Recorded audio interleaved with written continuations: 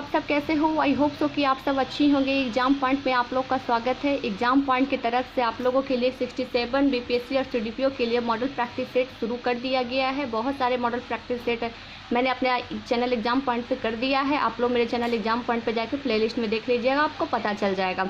और साथ ही साथ मैं आपको बता देती हूँ बीपीएससी का फॉर्म फिलअप करना शुरू हो चुका है, यानी कि 5 नवंबर तक आप फॉर्म फिलअप कर सकते हैं। फॉर्म फिलअप अच्छे से करिएगा ताकि कोई भी आपका कॉलम में मिस्टेक नहीं हो सके। और साथ ही साथ आप लोग मेरे टेलीग्राम चैनल को भी ज्वाइन कर लीजिएगा। टेलीग्राम चैनल का लिंक डिस्क्रिप्शन बॉक्स में आपको मिल जाएगा। उस पर मैंने बहुत सारे पीडीएफ डाल रखा है और बीपीएससी को लेकर जितने भी न्यूज़ होते हैं मैं उस पर आप लोग के लिए अपडेट डालते रहती हूँ, तो इसीलिए टेलीग्राम चैनल को आप लोग ज्वाइन कर लीजिएगा। लिंक डिस्क्रिप्शन बॉक्स में आपको मिल जाएगा।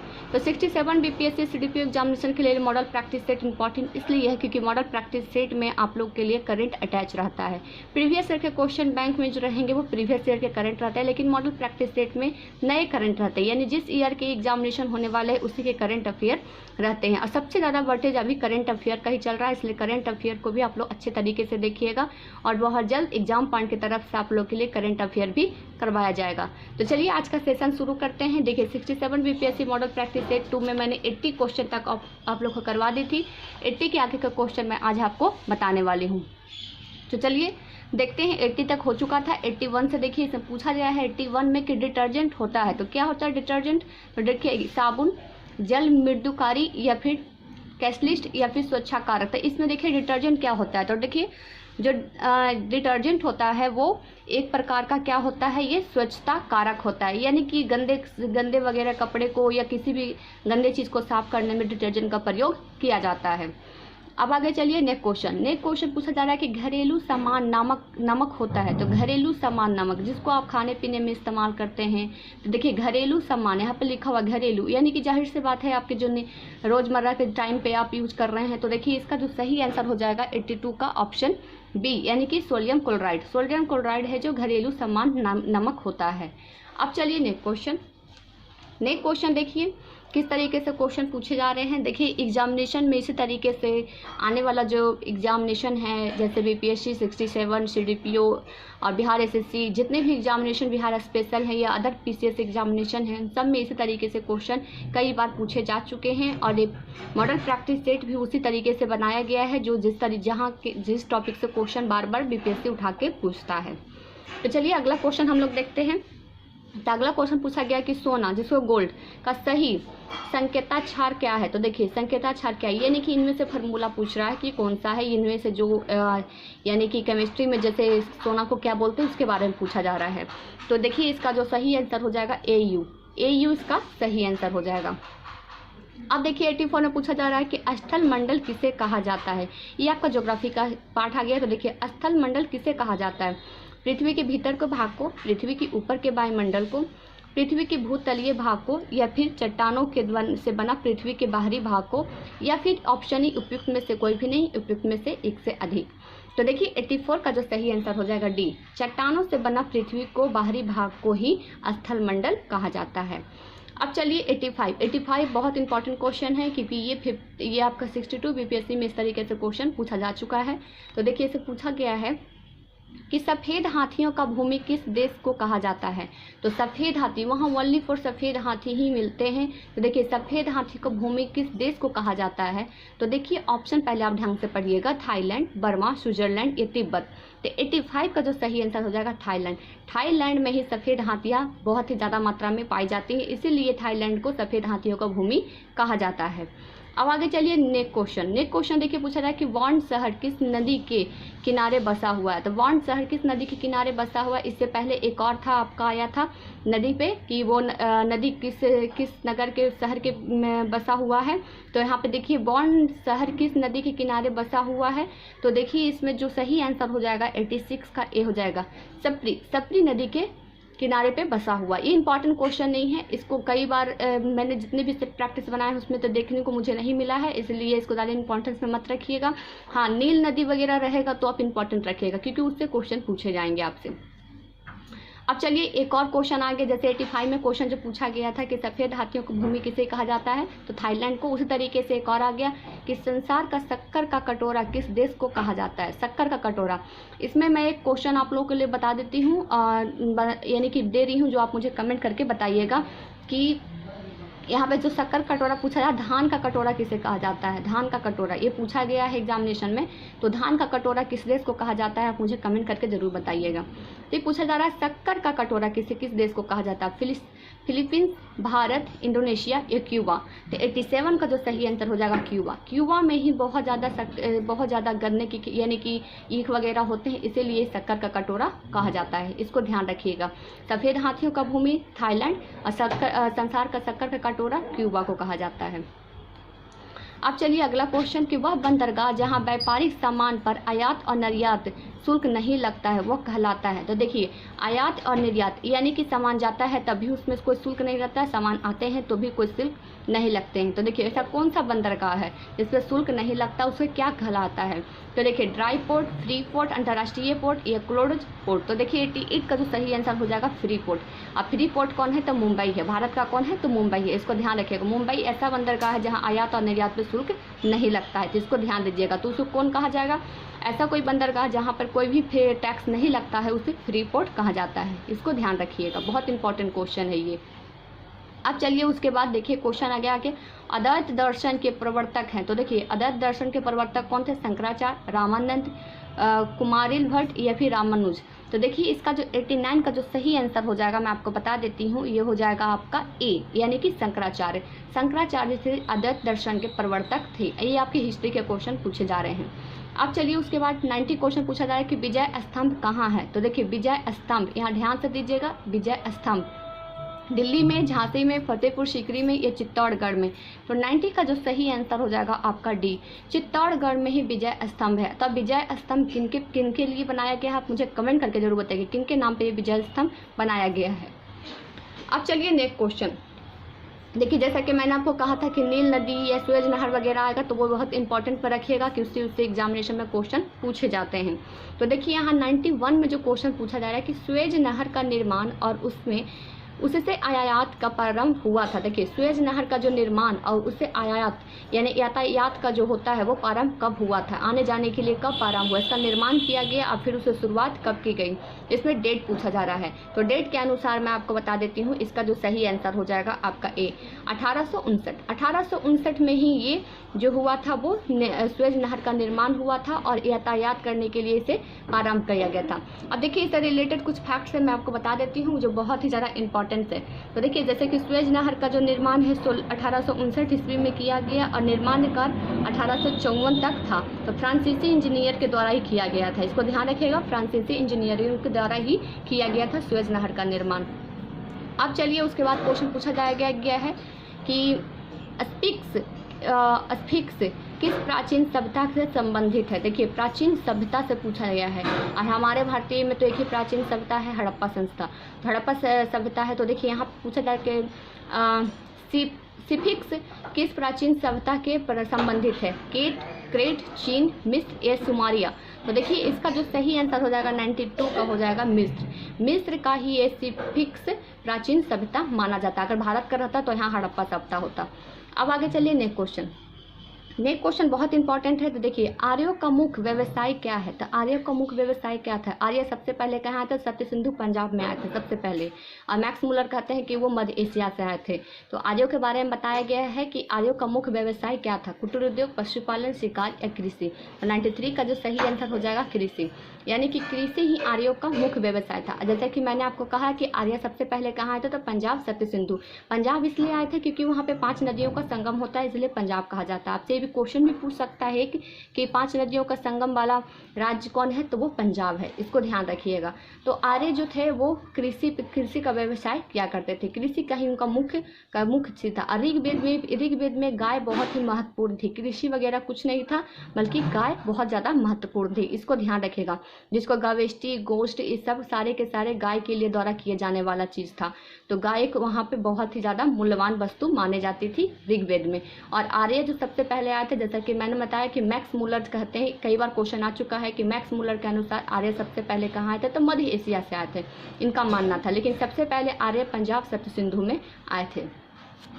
अब आगे चलिए नेक्स्ट क्वेश्चन, सुरक्षा परिषद के सदस्यों की संख्या होती है। तो देखिए सुरक्षा परिषद के जो सदस्य की संख्या कितनी होती है टोटल, तो 94 का जो सही आंसर हो जाएगा डी, यानी कि आपका 15 हो जाएगा। अब देखिए इसके बारे में मैं थोड़ा सा बता देती हूँ कि संयुक्त राष्ट्र संघ सुरक्षा परिषद में कुल 15 देश हैं। इनमें 5 अस्थायी सदस्य हैं, जैसे संयुक्त राष्ट्र अमेरिका, चीन, ग्रेट ब्रिटेन, फ्रांस, रूस। इसके अतिरिक्त 10 अस्थायी सदस्य होते हैं जिनका चुनाव 2 वर्षों के लिए होता है। तो इसमें एक क्वेश्चन में आपसे पूछा जा सकता है कि सुरक्षा परिषद का चुनाव कितने वर्षों के लिए होता है, तो मैं यहाँ लिख देती हूँ 2 वर्ष में होता है, 2 वर्षों के लिए होता है, जिसमें 5 अस्थायी रहते हैं सदस्य और 10 अस्थायी सदस्य रहते हैं। अब आप 5 जो अस्थायी सदस्य हैं कौन कौन है, अमेरिका, ब्रिटेन, फ्रांस, रूस, ये सारे के सारे क्या हैं, अस्थायी सदस्य हैं। फिर देखिए अब जस्ट वही क्वेश्चन आ गया, जैसे अस्थाई मैंने आपको बताया, इसलिए मैं आपको फैक्ट्स बता रही थी। तो देखिए सुरक्षा परिषद के अस्थायी सदस्यों की संख्या कितनी होती है, तो जैसा कि मैंने अभी 94 में बताया आपको कि अस्थाई 5 होते हैं, अस्थाई 10 होते हैं। तो जाहिर सी बात है इसकी संख्या कितनी होगी, 10 होगी। अब आगे चलिए उसके बाद नेक्स्ट क्वेश्चन पूछा गया है कि डीजल लोकोमोटिव वर्क्स कहाँ है। तो देखिए डीजल लोकोमोटिव वर्क्स कहाँ स्थित है, बनारसी में, चितरंजन में, पेरम्बूर में या फिर जोधपुर में। तो देखिए 96 का जो सही आंसर हो जाएगा ए, बनारसी में है। डीजल लोकोमोटिव वर्क्स जो है वो बनारसी में स्थित है। अब चलिए उसके बाद नेक्स्ट क्वेश्चन है, नेक्स्ट क्वेश्चन की पासवर्ड का प्रयोग किया जाता है। तो जाहिर सी बात है आप लोगों ने कई बार अपने मोबाइल में हर जगह पासवर्ड लगाते हैं, तो पासवर्ड का प्रयोग क्यों किया जाता है, सुरक्षा के रूप में, प्रिंट के रूप में, मेन्यू के रूप में, एडिट करने के रूप में। तो आप सबको पता है इसको किसके लिए, तो सुरक्षा के रूप में हम लोग पासवर्ड का, ताकि हमारा कोई भी डाटा वगैरह कोई देख न सके, कोई उसे चोरी नहीं कर सके, इसके लिए हम लोग पासवर्ड लगाते हैं। अब चलिए उसके बाद पूछा जा रहा है कि मेन्यू बार। देखिए ये कंप्यूटर से क्वेश्चन कुछ थोड़ा सा पूछ दे जाता है, लेकिन ऐसा भी एग्जामिनेशन में कुछ जो बीपीएससी के एग्जामिनेशन हो रहे हैं उसमें तो बिल्कुल पूछे नहीं गए हैं, लेकिन ये मॉडल प्रैक्टिस सेट है, तो इसको यानी कि बिहार पुलिस, बिहार दरोगा को लेकर ही बनाया गया है। तो इसमें 1-2 क्वेश्चन आपका इस तरीके से पूछा जा सकता है, इसलिए ध्यान रखिएगा। ये बहुत ही इजी क्वेश्चन होता है, आप अच्छे से ध्यान दीजिएगा तो आपका आंसर आपको मिल जाएगा। तो देखिए पूछा जा रहा है कि मेन्यू बार का अंग है। तो मेन्यू बार क्या होता है, फाइल, व्यू, एडिट या फिर कैप्स लॉक। तो देखिए 98 का जो सही आंसर हो जाएगा ई होता है, यानी कि इसमें कौन कौन सा हो जाएगा, तो फाइल और ये एडिट में आ जाता है। अब आगे देखिए 99 क्वेश्चन पूछा जा रहा है कि बर्ड एंड विंडो सबसे मध्य में खाली क्षेत्र को कहते हैं। तो क्या कहते हैं, तो 99 का जो सही आंसर हो जाएगा आपका सी, यानी कि टेक्स्ट एरिया। टेक्स्ट एरिया को ही बर्ड एंड विंडो का मध्य खाली जगह में कहा जाता है। अब चलिए 100 क्वेश्चन, आज का 100वां क्वेश्चन। तो आज का जो 100वां क्वेश्चन पूछा जाएगा, स्टेटस बार की जानकारी दी जाती है। कई बार आप डेली यूज करते होंगे स्टेटस बार को। तो देखिए पेज का नंबर के, सॉफ्टवेयर का, ईमेल का, इंस्टाग्राम का। तो 100 का जो सही आंसर हो जाएगा ए, पेज नंबर का। अब आगे चलिए नेक्स्ट क्वेश्चन जो पूछा जा रहा है कि समुद्र पृथ्वी के सतह से लगभग डैश भाग से घिरा हुआ है। तो देखिए समुद्र जो है पृथ्वी के सतह भाग से कितना % में घिरा हुआ है, तो 102, 101 का जो सही आंसर हो जाएगा ऑप्शन सी, 70%। आप सबने कई बार यहाँ तक कि 6-7 से ही पढ़ा जाता है कि जो समुद्र है वो 70 भाग में बसा हुआ है, 30% में हमारी पृथ्वी का जगह है, तो ये 70% होगा।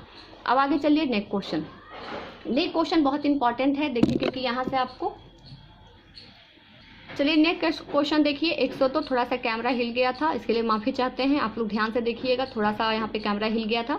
तो देखिए 102 में जो क्वेश्चन पूछा गया है कि रुपये का सिक्का भारत में पहली बार किसके शासन काल में ढाला गया था। तो देखिए रुपये का सिक्का, ध्यान दीजिएगा, आपका यहाँ से हिस्ट्री का क्वेश्चन शुरू हो गया है। तो रुपये का सिक्का जो भारत में पहली बार किसके शासन काल में ढाला गया था, Shah Jahan, Sher Shah Suri, East India Company, ये रजिया बेगम। तो देखिए रजिया बेगम के बारे में बता देती हूँ। पहली महिला ऐसा थी जो पर्दा प्रथा समाप्त करके पहली महिला सुल्तान बनी थी, तो रजिया सुल्तान थी, पहली महिला थी। अभी तक ऐसे कोई भी महिला नहीं बनी है, पहली महिला थी जिसने शासन किया था, कौन, तो रजिया सुल्तान। और ईस्ट इंडिया कंपनी कब आई थी, तो 1600 में आई थी। और शेरशाह सूरी यानी सूरी वंश के संस्थापक थे वो, शेरशाह हुमायूं और शेरशाह सूरी के बीच में चौसा का युद्ध हुआ था, आपको अच्छे तरीके से पता है।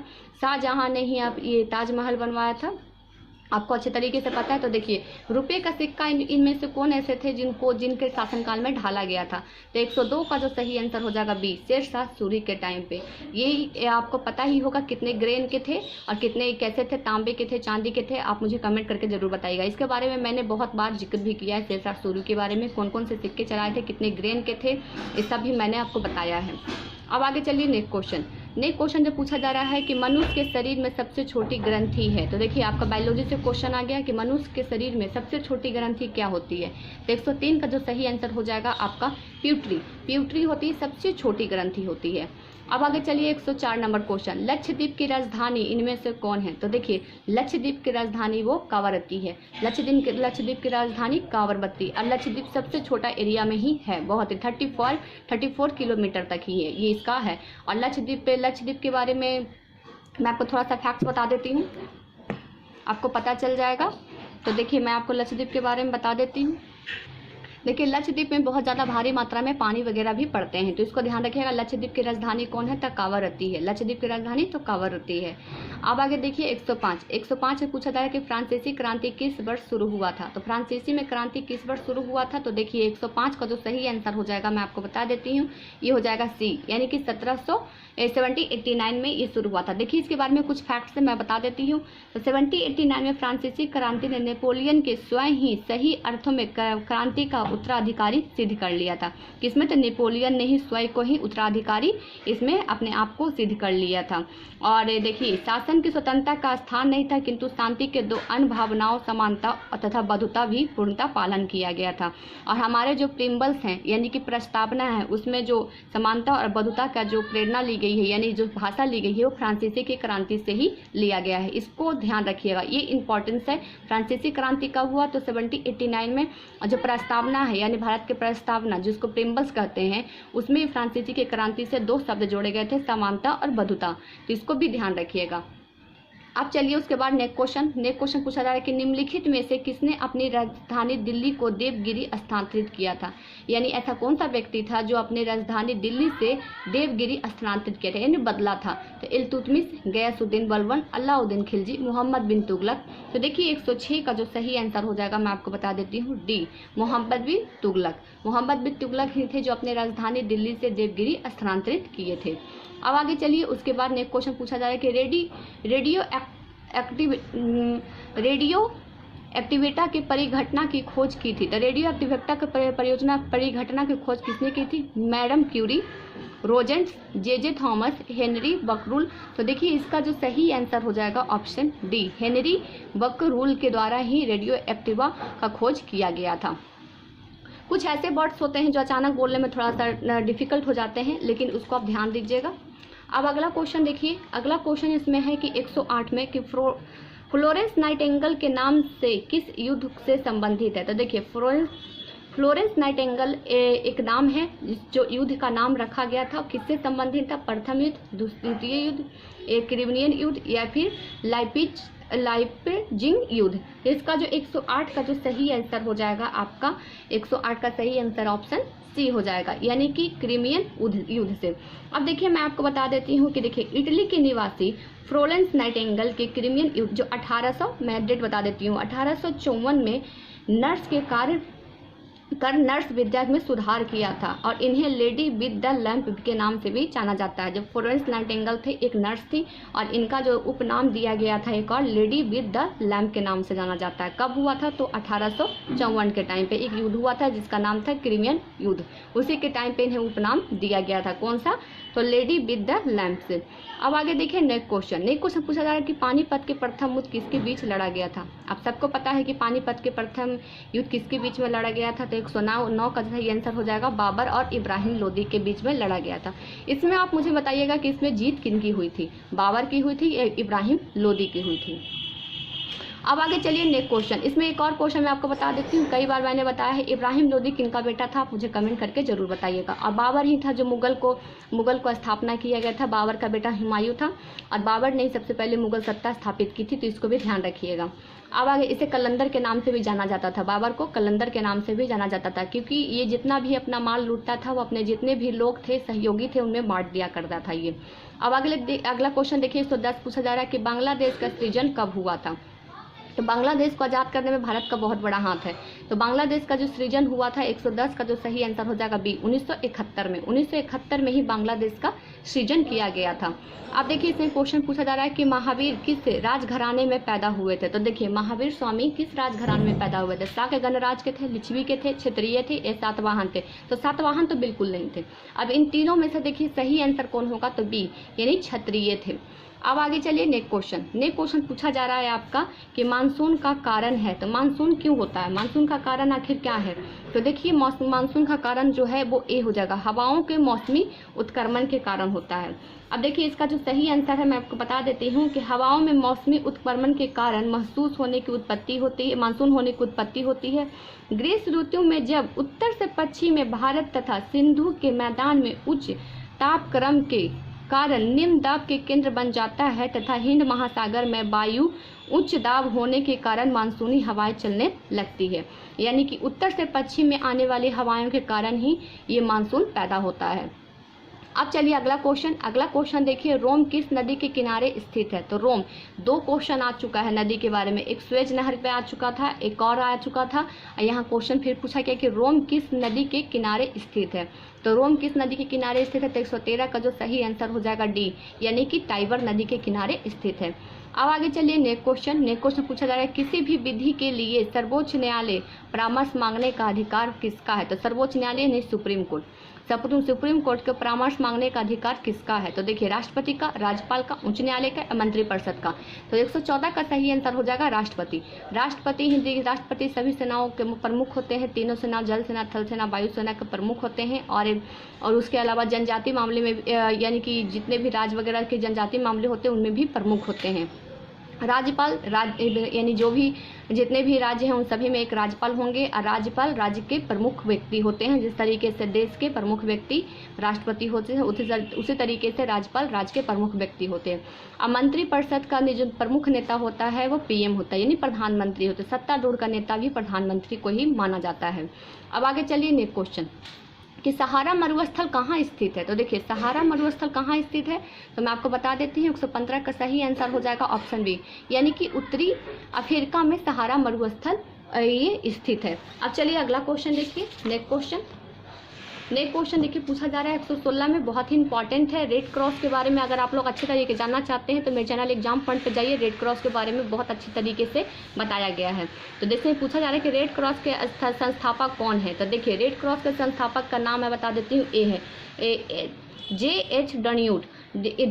डॉनियूट के द्वारा ही रेड क्रॉस की स्थापना की गई थी। देखिए जो विश्व युद्ध हो रहे थे उसमें जो घायल हो रहे थे सैनिक, उन्हीं के इलाज करने के लिए एक व्यक्ति थे, उन्होंने रेड क्रॉस की स्थापना की। उन्होंने कहा कि बिना कोई जाति धर्म भेदभाव किए बिना, ये देखे बिना कि कौन से पक्ष का विपक्षी क्या है या पक्ष क्या है, उसके देखे बिना ही सभी व्यक्तियों को एक जैसा इलाज करने के लिए रेड क्रॉस जैसे एक संस्था का होना चाहिए, जिसमें कहीं भी कोई भी पर्यावरण या फिर प्राकृतिक घटनाएं भी होती हैं तब रेड क्रॉस जाके अपनी मदद वहाँ पे करता है। यानी कि रेड क्रॉस का सिर्फ एक ही मकसद है कि कोई भी जाति धर्म भेदभाव के बिना ही लोगों की मदद करना।